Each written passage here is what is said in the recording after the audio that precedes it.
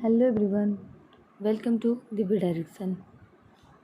आज की वीडियो में हम बात करेंगे BEd third semester paper code 110 की। आज का हमारा टॉपिक होगा प्रोजेक्ट मेथड, यानी कि परियोजना विधि या योजना विधि।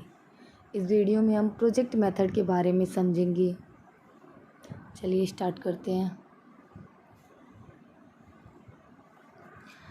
शिक्षण प्रक्रिया में वर्तमान समय में परियोजना विधि का प्रयोग अधिक किया जा रहा है।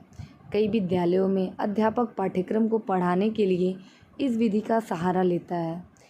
इस विधि के शुरुआत का मुख्य उद्देश्य, जो प्रोजेक्ट मेथड था उसका मुख्य उद्देश्य था कि बालक जीवन के किसी भी कार्य की परिस्थिति का, जो बालक है अपने जीवन की किसी भी कार्य की परिस्थितियों का जो है अध्यापक स्वयं अवलोकन करे, फिर वह यह निर्णय ले कि कार्य को करना उसके लिए आवश्यक है। योजना विधि से बालक को करके सीखने की प्रेरणा मिलती है।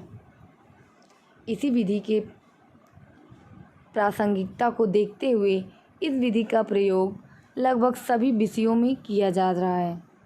इस विधि को सबसे पहले अमेरिका के प्रसिद्ध शिक्षा शास्त्री जॉन डेवी के शिष्य सर विलियम किलपैट्रिक ने दिया था योजना विधि। इस विधि का उद्गम डेवी का प्रयोजनवाद है।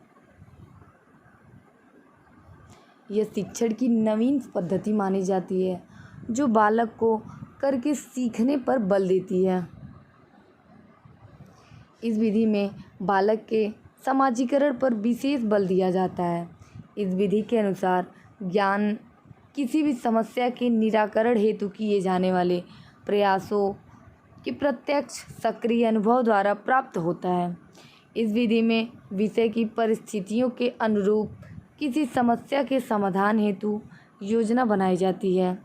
कक्षा कक्ष में इसका प्रयोग शिक्षक करता है, इसलिए मूल योजना शिक्षक ही बनाता है। ये जो प्रोजेक्ट मेथड है सभी विषयों के लिए उपयुक्त है, लेकिन यह सामाजिक विषयों के शिक्षण में अधिक उपयोगी नहीं होता है। अब कुछ विद्वानों ने अपने अनुसार प्रोजेक्ट मेथड का परिभाषा दिया है, उसको समझ लेते हैं कि योजना विधि क्या होता है। सबसे पहले किलपैट्रिक के अनुसार देखते हैं। प्रोजेक्ट या परियोजना वह उद्देश्यपूर्ण कार्य है जो सामाजिक वातावरण में पूर्ण संलग्नता से किया जाता है। ये किलपैट्रिक महोदय ने बताया है। अब स्टीवेंसन के अनुसार देख लेते हैं। स्टीवेंसन एवं चार्टर के अनुसार इन्होंने योजना विधि की क्या परिभाषा दिया है। प्रोजेक्ट एक समस्या मूलक कार्य है जिसे स्वाभाविक परिस्थितियों में पूर्ण किया जाता है। नेक्स्ट, थॉमस एवं लैंग के अनुसार, इनके अनुसार भी देख लेते हैं कि इन्होंने क्या कहा है। प्रोजेक्ट इच्छानुसार ऐसा कार्य है जिसके रचनात्मक प्रयासों और जिसका कुछ सकारात्मक परिणाम हो, वही प्रोजेक्ट मेथड कहलाता है। नेक्स्ट देख लेते हैं बेलार्ड के अनुसार, प्रोजेक्ट वास्तविक जीवन का एक छोटा सा अंग है जिसे विद्यालय में संपादित किया जाता है। बेलार्ड महोदय ने ये बताया है। नेक्स्ट देखते हैं पार्कर के अनुसार, इन्होंने क्या कहा है।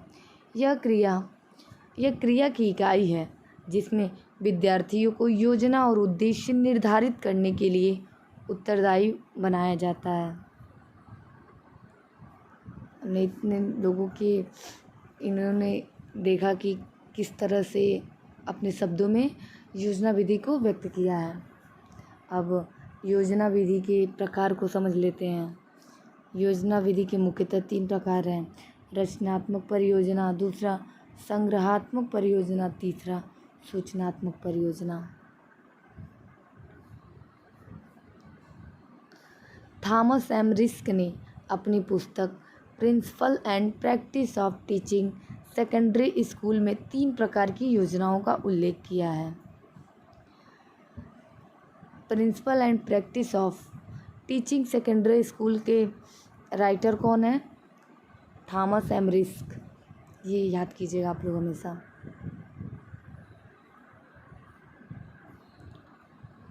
इन्होंने 3 योजनाओं का उल्लेख किया अपनी किताब में।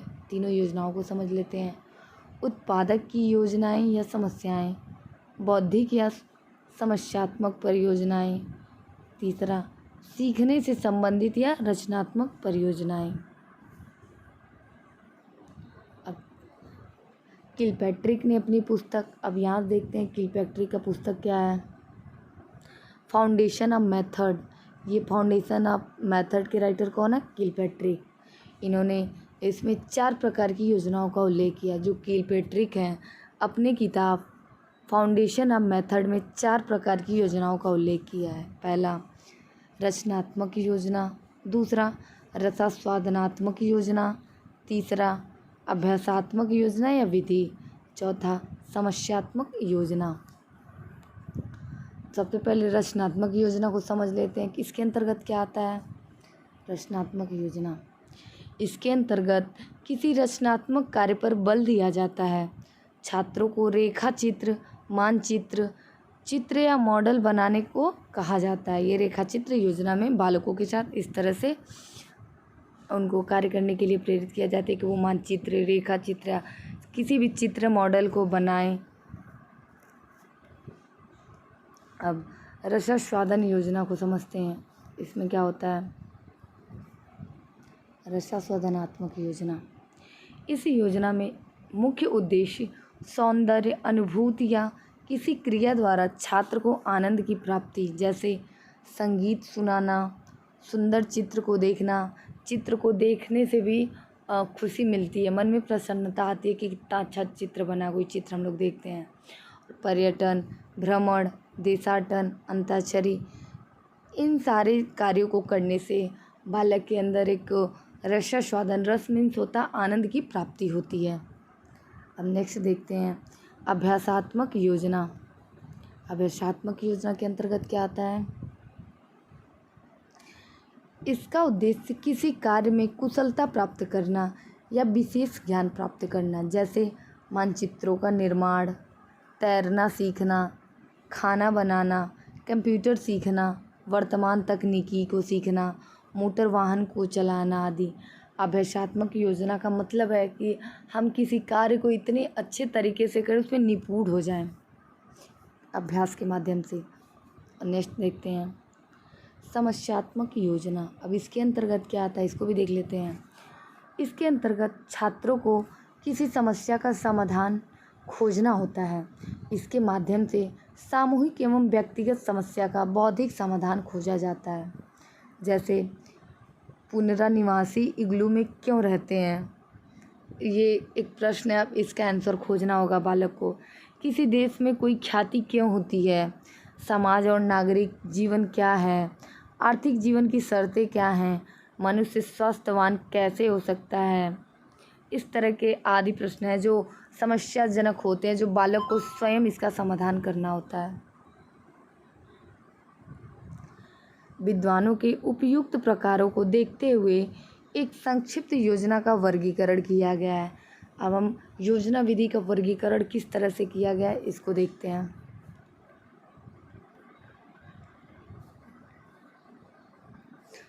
योजना विधि है।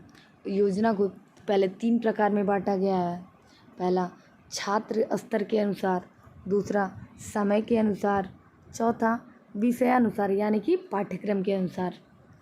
तो सबसे पहले हम छात्र स्तर के अनुसार देखते हैं कितने भागों में बांटा गया है। इसको 2 भागों में बांटा गया है। पहला व्यक्तिगत योजना, दूसरा सामूहिक योजना। अब समय के अनुसार जो है योजना को बांटा गया 2, लघु योजना, बृहद योजना। व्यक्तिगत योजना में छात्र स्तर के अनुसार जो है व्यक्तिगत योजना, और सामूहिक इसमें छात्र अपना व्यक्तिगत योजना समस्या का समाधान करता है, कुछ करके सीखता है। और एक सामूहिक योजना मीन्स कोई भी प्रॉब्लम होती है, बालक को एक समूह में दे दिया जाता है कि आप लोग समूह में काम को करें। अब समूह में 1 से ज़्यादा लोग होते हैं। और समय के अनुसार जो है 2 भाग में बांटा गया, लघु योजना, बृहद योजना। लघु मीन्स छोटा, बृहद मीन्स बड़ा होता है। तीसरा है विषयानुसार योजना। यानी कि पाठ्यक्रम के अनुसार। इसको 4 भागों में बांटा गया। पहला समस्यात्मक योजना, दूसरा रचनात्मक योजना, तीसरा अभ्यासात्मक योजना, चौथा उपभोगात्मक योजना। अभी हमने पीछे इन सबको पढ़ा कि समस्यात्मक योजना, रचनात्मक योजना, अभ्यासात्मक योजना, ये सब क्या होते हैं हमने पीछे पढ़ लिया। अब योजना विधि के सोपान को समझते हैं। योजना विधि के सोपान क्या होते हैं?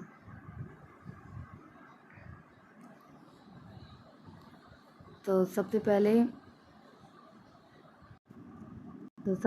इसका पहला इस सोपान का मतलब होता है चरण, स्टेज, आप इसको स्टेज कह सकते हैं, स्तर, ये सब सोपान होते हैं। तो पहला सोपान है परिस्थितियों का निर्माण या समस्या का चयन। इसमें जो बालक होते हैं, मतलब इस सोपान में छात्रों के लिए समस्या का चयन किया जाता है।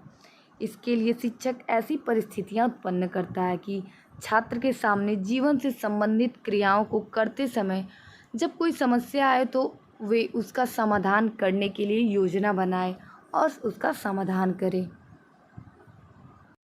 दूसरा है समस्या का स्पष्टीकरण। इस सोपान में छात्र समस्या का चुनाव करके उसके स्वरूप को समझता है कि शिक्षक के उचित निर्देशन में प्रोजेक्ट का चुनाव छात्र स्वयं करता है। जिस उद्देश्य के लिए प्रोजेक्ट का चुनाव किया गया है उसे पूरी तरह से स्पष्ट कर दिया जाता है ताकि बालक अपने समस्या को छोड़ करके किसी और मैटर पे ना जाए, अपना जो समस्या है उसी को सॉल्व करने में लगे। तीसरा होता है कार्यक्रम या योजना।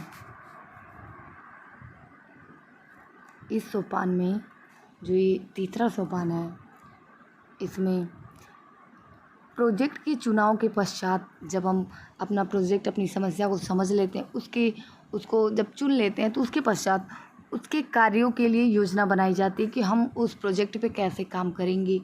योजना बनाते समय प्रोजेक्ट के अंतर्गत आने वाली कठिनाइयाँ, किए जाने वाले विविध कार्य, प्राप्त संसाधन आदि का ध्यान रखकर विचार विमर्श किया जाता है। नेक्स्ट उसके बाद जब योजना का विचार विमर्श कर लेते हैं तो कार्यक्रम लागू करना है, यानी कि जो योजना बनाए हैं उसको लागू करें, उसका क्रियान्वयन करें। तो जो चौथा सोपान है इसके अंतर्गत समस्या समाधान की योजना बनाने के पश्चात उसको क्रियान्वित किया जाता है, लागू किया जाता है। छात्र को उनकी योग्यता के अनुसार ही कार्य दिए जाते हैं। छात्र को अपनी योजना के क्रियान्वयन में नवीन ज्ञान प्राप्त हो, इसके लिए शिक्षक उनका उचित सहयोग भी करता है कि कोई भी काम बालक कर रहा है, अपने से कर रहा है, तो उसमें जो चीज़ उसको आता है उसमें उसके माध्यम से कुछ नया चीज़ सीखे, इसलिए उसको जो शिक्षक होता है सलाह देता है, सहयोग करता है। नेक्स्ट उसके बाद पाँचवा नंबर जो है, पाँचवा सोपान योजना का मूल्यांकन।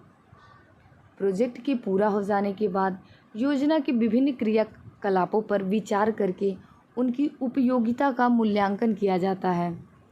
अनुपयोगिता होने पर उन क्रियाकलापों में थोड़ा बहुत संशोधन कर दिया जाता है। लास्ट में जो अंतिम सोपान माना जाता है, आलेख तैयार करना या रिपोर्ट तैयार करना। योजना का आलेख तैयार करना। इसमें इस सोपान में छात्रों द्वारा प्रोजेक्ट के चुनाव से लेकर योजना से क्रियान्वयन तक पूरा लेखा जोखा रखा जाता है। वे अपने क्रियाकलापों को रजिस्टरों में लिखते हैं तथा उन क्रियाकलापों में जो कमियां या कठिनाइयां आती हैं, क्रियाकलापों के दौरान वे नए ज्ञान प्राप्त करते हैं, उन्हें भी वे लिख लेता है। इस तरह योजना का पूरा आलेख तैयार करता है कि हमारी ये जो प्रोजेक्ट पे हम काम कर रहे हैं, क्या प्रॉब्लम हुई, क्या सीखें, कैसे किए, इन सारी चीज़ का एक रजिस्टर में नोट करता, आलेख तैयार करता है। अब हम समझते हैं योजना विधि के गुण या विशेषता। योजना विधि के प्रमुख गुण निम्नलिखित हैं, समझते हैं। पहला जो है, यह एक मनोवैज्ञानिक विधि है। इससे बालक का मानसिक विकास अच्छी तरह से होता है। क्योंकि यह विधि जो है ये बालक को करके सीखने के लिए प्रेरित करती है। वो स्वयं करता है तो ज़्यादा सीखता है। नंबर 2, इससे बालक में परिश्रम करने तथा चिंतन करने की आदत विकसित होती है। तीसरा, इसमें छात्रों को मौलिक चिंतन, क्रियाओं तथा अनुभव द्वारा सीखने पर बल दिया जाता है, क्योंकि इस योजना का मुख्य उद्देश्य ही है स्वक्रिया करना, स्वयं करना। चौथा नंबर है, इस विधि के प्रयोग से छात्र जिज्ञासु, उत्सुक तथा सक्रिय होते हैं, एक्टिव ज़्यादा हो जाते हैं। नंबर 5, इस विधि में कार्यों को चुनने की स्वतंत्रता होती है। नंबर 6, इस विधि में सभी विद्यार्थी और अध्यापक आपस में मिलकर कार्य करते हैं, उनमें सहयोग की भावना विकसित होती है। नंबर 7, इस विधि में सीखने के नियमों में तत्परता का अभ्यास का नियम, जो मेथड है, मतलब प्रोजेक्ट मेथड, इसमें सीखने के नियमों में तत्परता का नियम, अभ्यास का नियम व प्रभाव का नियम उपयोग होता है, जो बालक के व्यक्तित्व के विकास से संबंधित है। 8वां नंबर देखते हैं, इस विधि में कई विषयों में सहसंबंध की भावना अधिक होती है। 9 नंबर, इस विधि में एक खोज प्रणाली होती है जिसका परिणाम छात्र को प्रेरित करता है। अब योजना विधि के दोष या सीमाओं को समझ लेते हैं। इस विधि के निम्न दोष हैं। नंबर 1, अन्य विधियों की अपेक्षा यह विधि अधिक महंगी होती है। नंबर 2, इस विधि के द्वारा संपूर्ण पाठ्यक्रम को नहीं पढ़ाया जा सकता, इसका सबसे बड़ा दोष है। नंबर 3, इस विधि में शिक्षक का स्थान गौड़ होता है, जो बालक होता है वो प्रमुख होता है। गौड़ मीन्स द्वितीय होता है। नंबर 4, इस विधि में विद्यार्थी सामूहिक रूप से कार्य करते हैं, जिससे बालक की व्यक्तिगत क्षमता की अवहेलना होती है। नंबर 5, इस विधि में अध्यापक पर कार्य का बोझ अधिक रहता है, जिसके कारण उसका ज़्यादा समय योजना बनाने, तैयारी करने, मूल्यांकन करने में चला जाता है। नंबर 6, इस विधि में विद्यार्थियों का अधिक समय क्रिया में ही लगा रहता है, जिसके कारण उन्हें अन्य साहित्यिक विषयों को पढ़ने में समय नहीं मिल पाता है। नंबर 7 है, यह विधि प्रत्येक विद्यार्थी के लिए लाभदायक नहीं होती है। ये जो प्रोजेक्ट मेथड है, ज़रूरी नहीं है कि ये सभी विद्यार्थी के लिए यूजफुल हो। कभी कभी कुछ बालक ऐसे होते हैं जो कुछ कर ही नहीं पाते हैं, तो वो अगले वाले को देखते हैं कि बहुत अच्छा कर रहा है, तो होपलेस टाइप के होते हैं। जो अच्छा कर लेते हैं तो वो तो भाई अलग है, वो ज़्यादा ही सीखते हैं, एक्टिव रहते हैं। तो इसलिए यह विधि प्रत्येक विद्यार्थी के लिए लाभदायक नहीं होती है। आज हमने इस वीडियो में पूरा प्रोजेक्ट मेथड के बारे में समझ लिया।